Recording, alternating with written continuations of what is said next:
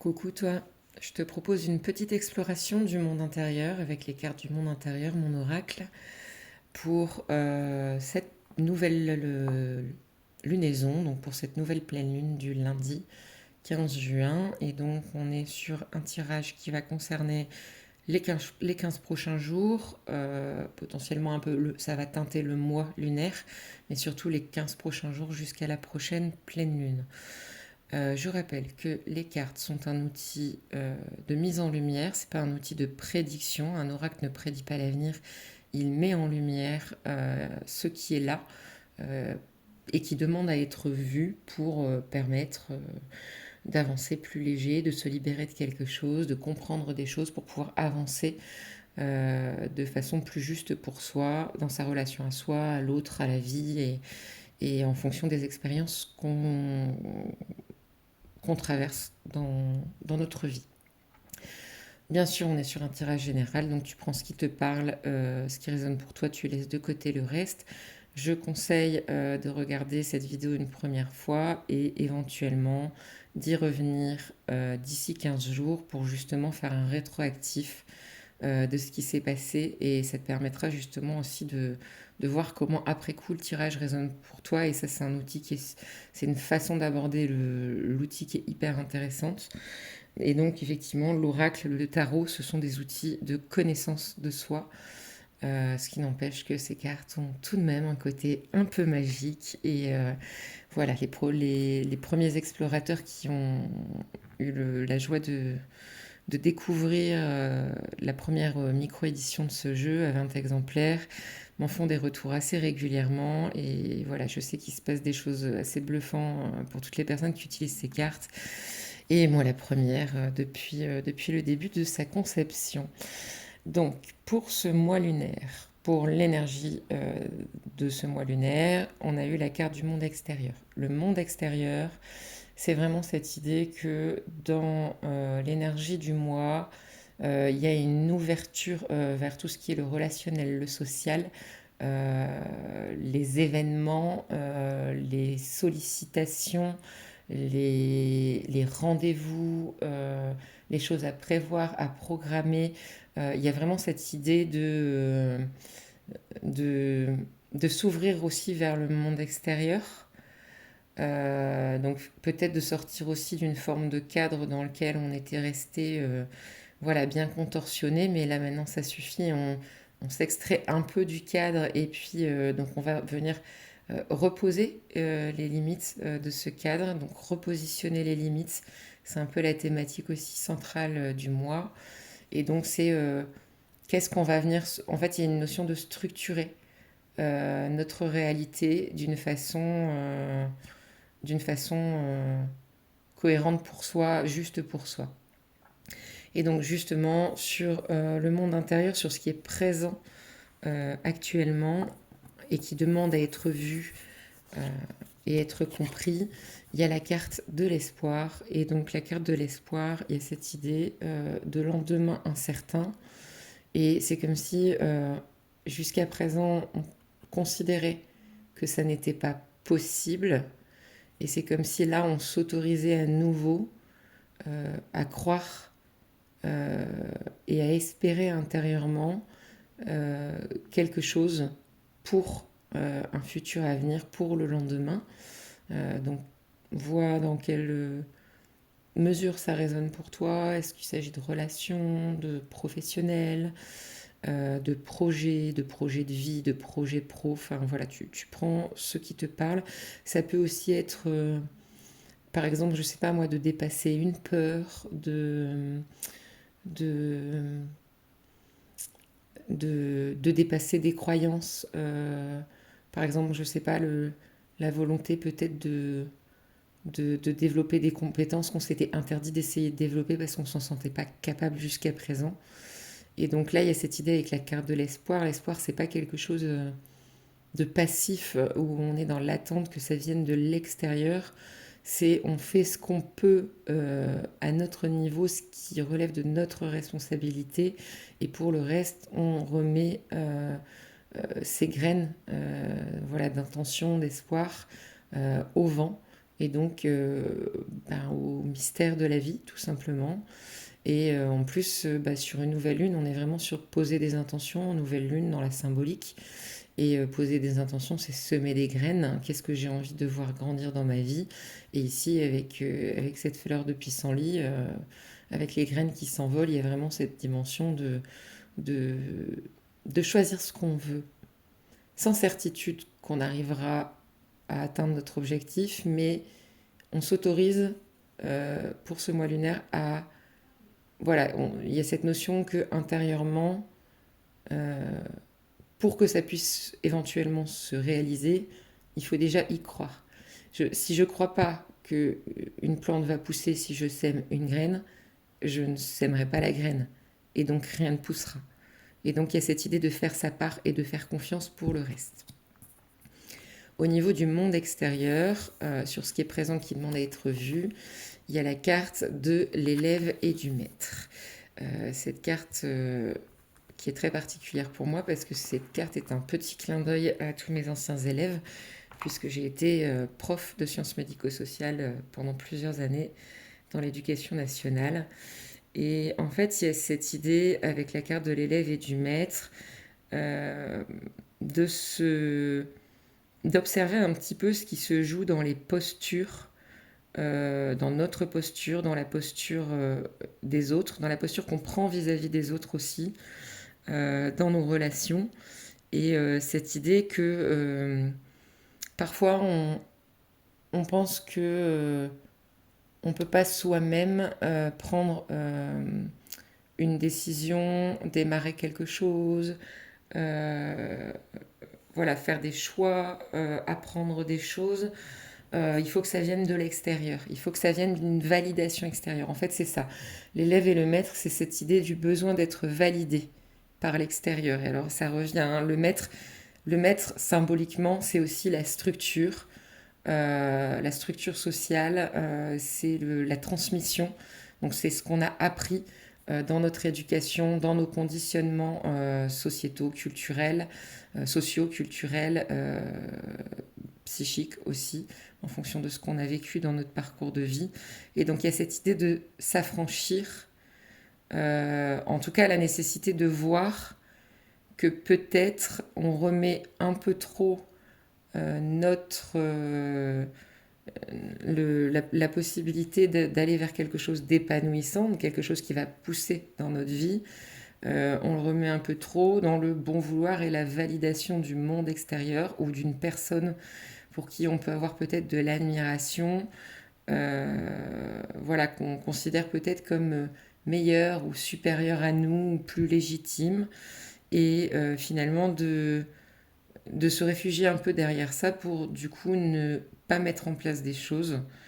Et donc il y a cette idée de marquer, d'observer ça dans nos vies pour pouvoir faire sa part et se positionner. Et cette idée qu'on est tous tour à tour l'élève et le maître dans nos vies, que bien sûr les gens nous apportent des choses, mais qu'en général ils nous apportent des choses sans forcément chercher à nous imposer leur connaissance, leur savoir, leur expérience, mais juste parce qu'ils nous la partagent et à nous de prendre ce qui résonne pour nous et voilà, de laisser le reste de côté parce que chacun est différent, chaque vie est unique et que on a aussi cette connaissance intérieure de ce qui est juste pour nous et vers quoi on a envie d'aller, de ce qu'on a envie de faire grandir.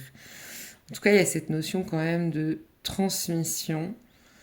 euh, et peut-être, alors ça parlera peut-être à certaines personnes, mais cette idée euh, de vouloir, euh, de vouloir transmettre quelque chose qu'on sait parce qu'on a un espoir pour quelqu'un, on a un espoir que quelqu'un évolue, qu'une situation évolue, etc. Et finalement, on va amener un petit peu notre vision en pensant que c'est juste que c'est la réalité, mais en fait c'est juste un morceau, une pièce du puzzle. Et en fait, la réalité c'est quelque chose de très très relatif. Et donc il y a cette idée en fait en fait j'ai ces mots qui me reviennent d'un poème que j'adore de Pablo Neruda qui dit dès le début, s'il ne veut pas voir, n'allume pas la lumière. Et voilà, parfois on a envie d'éclairer l'autre, mais l'autre n'a pas envie de voir. Et donc, c'est aussi de revenir à sa propre lumière. Qu'est-ce que je sais juste, moi, à mon niveau, et de me concentrer sur mon cheminement à moi et de faire confiance que ça rayonnera aussi sur les autres. Et donc, il y a cette idée que toi, quand tu évolues, que tu grandis à toi-même et que tu rayonnes quelque chose, voilà, de l'ordre de plus de maturité, plus de conscience, plus d'empathie, d'intuition, bah, quelque part, tu autorises, tu permets aux autres aussi, tu rayonnes ça sur eux et tu leur permets d'apprendre de toi, mais pas dans cette démarche de je veux allumer la lumière pour qu'ils puissent voir, parce que s'il ne veut pas voir, n'allume pas la lumière, ça sert à rien, il n'est pas prêt. Au niveau des obstacles, donc en obstacle interne, on a l'unité, et en obstacle externe, on a s'autoriser. Et donc ici, il y a cette idée que quelque chose est peut-être encore un peu bloqué dans cette idée de reconnexion à soi-même. L'unité, c'est vraiment ça, c'est retrouver son âme. C'est la reconnexion à soi, à son être, à ses besoins profonds. Euh, et voilà, de ne plus être fractionné, fragmenté entre les masques et l'armure de protection que je porte pour être fort, pour être acceptable, pour être ceci, pour cela, et de, voilà, de laisser en fait cet élan de vie qui est à l'intérieur, d'y être à l'écoute et donc d'y être reconnecté. Et donc, il y a la nécessité, c'est un peu l'obstacle, voilà, il y a cette idée que c'est encore difficile de se reconnecter vraiment en profondeur à soi parce qu'on a été tellement habitué finalement à rester dans le moule, à rester dans le cadre du monde extérieur et dans les attentes qui ont pu être projetées ou qu'on a pu projeter sur nous, sur nos vies, sur les il faut, je dois, les notions de réussite, de être quelqu'un de bien, ce genre de choses. Et donc voilà, je dois faire les choses bien comme il faut, comme la société me l'a transmis, la société, l'éducation, etc. Et les croyances aussi que je me suis construite en fonction de ce que j'ai vécu dans ma vie. Et les croyances ne sont bien souvent que des croyances. Et donc au niveau du monde extérieur, avec la carte s'autoriser, ce qui est marrant, c'est des cartes qui se suivent, 46-48. Et effectivement, une fois que l'âme est revenue, une fois qu'on reconnecte à son âme, eh ben, on ne peut plus faire autrement que de s'autoriser. Et donc finalement, c'est s'autoriser, c'est quoi? C'est se mettre à nu, symboliquement, hein, bien sûr, j'entends. Il y a cette idée, en fait, d'enlever la cape du super-héros, d'enlever l'armure de la personne invincible, forte, etc., et qui est toujours là pour les autres. Il y a cette idée d'arrêter de se diminuer par peur d'être jugé, d'être moqué, d'être rejeté, etc. Et d'arrêter en fait de se contorsionner pour pouvoir vraiment retrouver une liberté d'être. Et c'est finalement la carte de l'authenticité, s'autoriser. Et donc il y a cette idée que on a encore du mal dans le monde extérieur à s'autoriser ça parce que finalement il y a une difficulté encore à se reconnecter à cette unité, à son âme, parce que encore une fois, pour moi, il y a cette notion du cadre du monde extérieur qui a fait qu'on se sent peut-être encore un petit peu. Il y a cette idée qu'on est conscient qu'il y a quelque chose à l'intérieur de nous qui est bien plus grand euh, que, que ce petit jeu, voilà, l'ego, l'identité, la personnalité.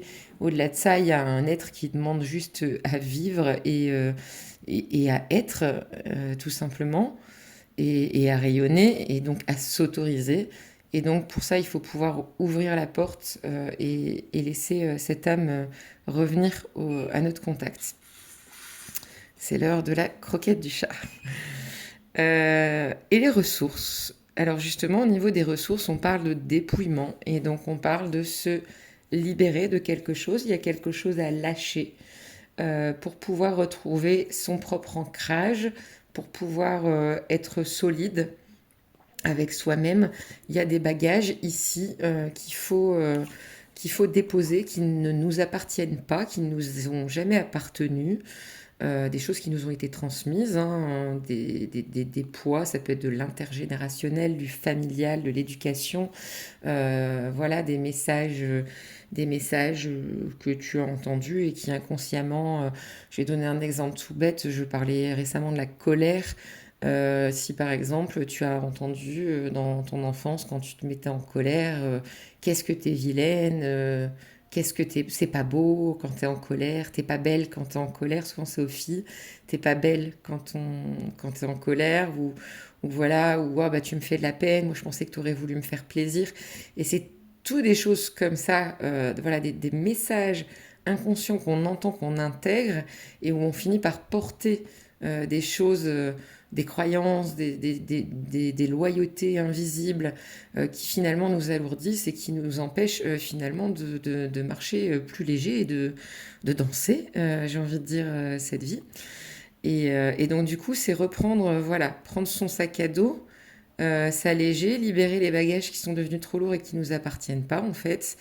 Et pour ne pas justement, voilà, pour rester connecté à sa propre lumière et retrouver cette stabilité et cette sécurité intérieure. Et donc, il y a des choses qui demandent à être libérées ici avec les feuilles de l'automne qui tombent. Donc ça peut être se libérer d'une croyance, se libérer d'une peur, se libérer d'attachement, se libérer de relations qui sont plus alignées, se libérer d'un mécanisme de fonctionnement, de comportement que tu as, d'une façon de réagir par rapport à certaines situations où il y a des choses qui se répètent et où là il y a une prise de conscience il y a des choses à laisser partir, il y a nécessité à s'alléger pour pouvoir vraiment être connecté à ses désirs, à ses besoins profonds et s'autoriser à faire pousser ce qu'on a envie de faire pousser dans la matière, dans le monde extérieur. Et pour le monde extérieur, on a la carte du temps. C'est une ressource et ici j'ai envie de dire, il y a cette notion de quelque chose qui a pris du temps, mais il y a quelque chose aussi de l'ordre justement de les choses vont se faire petit à petit, elles vont prendre forme petit à petit, mais c'est bientôt l'heure, j'entends. Il est temps. Il est bientôt l'heure, voilà, d'acter.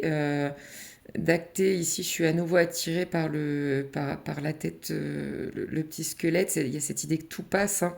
Le temps, il nous pas, voilà, le temps passe, c'est inéluctable et ça nous confronte à beaucoup de choses émotionnellement en tant qu'humain au fur et à mesure de nos vies aussi. Et donc là, il y a cette idée en fait d'accepter que quelque chose se termine. Il est temps de clôturer quelque chose, de clôturer un cycle pour pouvoir marcher plus léger sur le chemin. C'est marrant parce que je parlais de marcher plus léger, de danser ici en laissant les valises et on voit que sur la carte suivante, ce personnage ici, je te montre, il s'est mis en route, il est sur un chemin et on voit que ce chemin, il est un peu voilà, il est dégagé, il est plutôt clair, plutôt lumineux. Et donc, la personne, elle transporte pas de bagages, elle marche, voilà, en étant qui elle est et sans s'encombrer de bagages superflus et en tout cas qui ne lui appartiennent pas. Et au niveau de vers quoi on va sur ce cycle lunaire et donc en particulier d'ici la prochaine pleine lune, on va vers un élan intérieur euh, qui va pousser à l'action. Il y a la nécessité de, d'aller de l'avant et de commencer à concrétiser les choses en passant à l'action.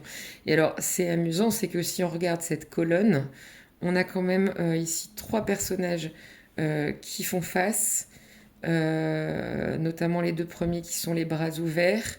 Celui-là qui est très clairement déterminé, c'est vraiment le mot qui me vient. Là, il y a une énergie de détermination. On y va d'un pas fort. On voit ici comme des racines. Cette idée de quelque chose de très ancré, de très enraciné, et de dire bon, bah maintenant j'y vais. Donc voilà, il y a une mise en mouvement de quelque chose, mais à partir du moment où on s'est reconnecté à ses besoins profonds, et où on est au clair avec ça par rapport justement à quel cadre on a envie de construire dans notre vie pour la suite, pour demain, par rapport à ce qu'on aimerait mettre en place. Mais en tout cas, il y a aussi cette idée de vouloir aller vers quelque chose qui est de l'ordre d'un partage harmonieux, où il y a une je cherchais le mot, une forme d'horizontalité dans les relations, où finalement on est un peu sur un pied d'égalité, d'humain à humain, et on peut être dans quelque chose de vrai, en fait. Et sur le dos de deck, pour terminer, j'ai eu la carte de la tristesse qui était déjà sortie sur la fin du tirage ici pour la dernière pleine lune. Et il y avait cette idée justement d'accepter de lâcher quelque chose. La tristesse, elle nous parle de manque, de perte, de deuil. La tristesse, c'est laisser partir, c'est accepter que quelque chose se termine. Ici, avec cette petite tête de mort et avec ce petit sablier. On est sur du langage symbolique, hein, donc attention, on ne se met pas à paniquer parce qu'il y a une tête de mort. Il n'y a pas de carte négative, il n'y a pas de carte positive, c'est vraiment un outil symbolique de mise en lumière. Et donc en fait, on travaille avec des symboles. Et donc ici, tu peux voir que par exemple, au niveau des symboles, ici, on a un bouquet de fleurs, mais on voit bien que les fleurs ont séché. Et donc, on a cet homme qui dépose ce bouquet de fleurs. Et donc, il y a cette idée voilà, d'accepter de dire au revoir à quelque chose. Et on voit que ici, il y a un myosotis qui est en train de pousser.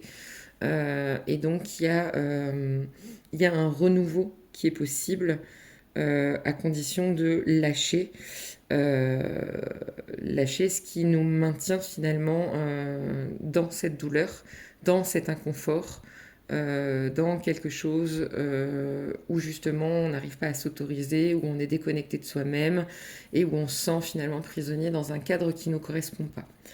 Et donc avec la carte de la tristesse, on voit aussi cette main posée sur l'épaule, on voit cette idée ici, cette notion de faire confiance, qu'il y a un renouveau derrière chaque porte. En fait, quand une porte se ferme, une autre s'ouvre. Alors ça ne veut pas dire qu'il ne peut pas y avoir voilà, un deuil des émotions et de l'inconfort et même une nostalgie par la suite. Mais en tout cas, c'est de faire confiance, de croire avec l'espoir, hein, de faire confiance qu'il y a quelque chose de mieux qui arrive derrière à partir du moment où on s'autorise à rayonner qui on est. Donc voilà, alors je viens de regarder, ça me fait sourire, voilà. Donc ça c'est la dernière carte du jeu qui symbolise symboliquement la mort c'est-à-dire la fin de quelque chose, la fin d'un cycle. On vit des cycles vie-mort-vie dans toutes les dimensions de notre vie, tout au long de notre grand cycle de la vie. Et aller vers un nouveau monde, c'est la dernière carte du jeu. Et ensuite, on revient à la carte du nouveau monde, la carte numéro 1, pardon, qui est arrivée dans un nouveau monde et qu'on a déjà eu sur des précédents tirages. Et donc là, il y a cette idée, effectivement, encore une fois, de tourner une page, de changer de pièce, de changer d'endroit, d'aller vers quelque part, vers quelque chose. Parce qu'en fait, il y a quelque chose qui, de toute façon, ne vit déjà plus. C'est quelque chose qui n'est déjà plus vivant. Ça peut être, par exemple, je sais pas moi, un boulot dans lequel tu t'épanouis vraiment plus et que voilà, c'est mort et tu satures. Et donc, c'est de s'autoriser voilà, à faire ce qu'il faut pour pouvoir aller vers un renouveau professionnel et vers quelque chose qui va mieux te correspondre. Encore une fois, ça peut parler de quelque chose d'intérieur, une croyance, une façon de fonctionner. Voilà, ça peut être des choix de vie, ça peut être des relations. Donc encore une fois, tu prends ce qui te parle. Je pense qu'on a terminé pour ce tirage. 24 minutes, c'est déjà pas mal. Dans la foulée, je vais proposer un tirage à choix, 3 cartes pour préciser, aller un peu plus dans la précision sur l'individuel. Donc n'hésite pas à t'abonner et puis à suivre pour ne pas louper la prochaine la vidéo qui va suivre juste derrière et où donc tu pourras choisir la carte qui t'appelle le plus. Et si ce tirage t'a parlé, n'hésite pas à me laisser un petit message pour me dire comment ça a résonné pour toi. N'hésite pas à le partager si tu penses que ça peut faire du bien à quelqu'un et que quelqu'un autour de toi a besoin d'entendre ça pour pouvoir lâcher prise sur quelque chose et tourner une page qu'il est nécessaire de tourner. Mais encore une fois, sans forcer, s'il ne veut pas voir, n'allume pas la lumière. Je te souhaite un très beau cycle lunaire.